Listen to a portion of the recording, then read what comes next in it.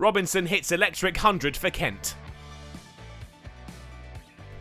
Northamptonshire were enjoying themselves on day one against Kent. Emilio Gay filled his boots, the recalled batsman finding his way to a maiden first-class 100.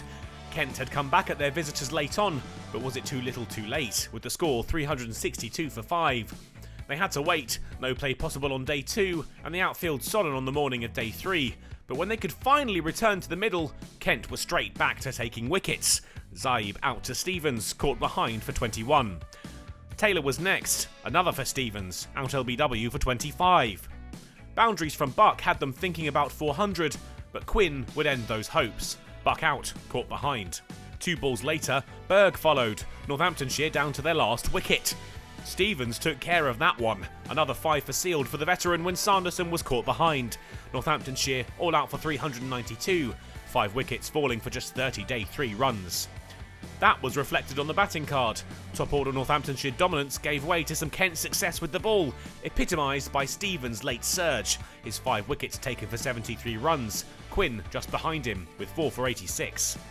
Kent had a point to prove. Their season a bit of a nightmare so far, but Cox and Robinson had them off to a lightning start, the pair untroubled on their way to 50 runs early in the innings.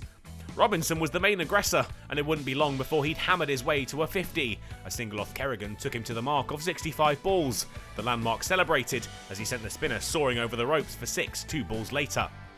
And there seemed to be no stopping them. 100 up for Kent, Robinson looking dangerous as the session headed towards tea. They reached the break on 113 runs, Kent's innings taking on a similar look to Northamptonshire's before them. A run fest was on the cards. There was more of the same from Kent after the break. Robinson headed for 100, and he got there with ease. His third first-class ton sealed off 105 balls, a special moment for the young wicketkeeper. They were up to 150 soon after, and the keeper was continuing his assault. Berg helped over the ropes for 6 with the opening duo cruising. Buck had his number. Robinson out for 120 off 119 balls when he was struck in front of middle stump. While Robinson had been crunching his way to 100, Cox had flown under the radar, but had his own milestone to celebrate. 50 runs for the opener sealed with an edge for 4. He wouldn't mind a bit. To emphasise how comfortable they were, Cox stepped down to Kerrigan. His delivery turned into a full toss and carted high over the ropes.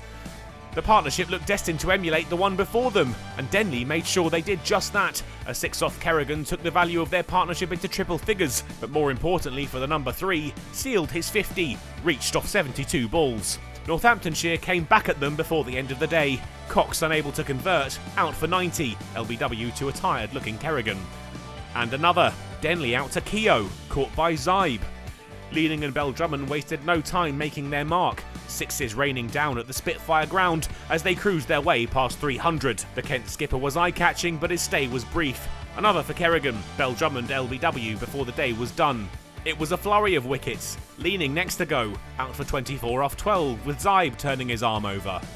And Kent finally reached the close and over later. Stevens and Mayeye at the crease, the score 330 for 5. The deficit now just 62, and this match looked to be heading towards a draw, still in just the second innings heading into the final day.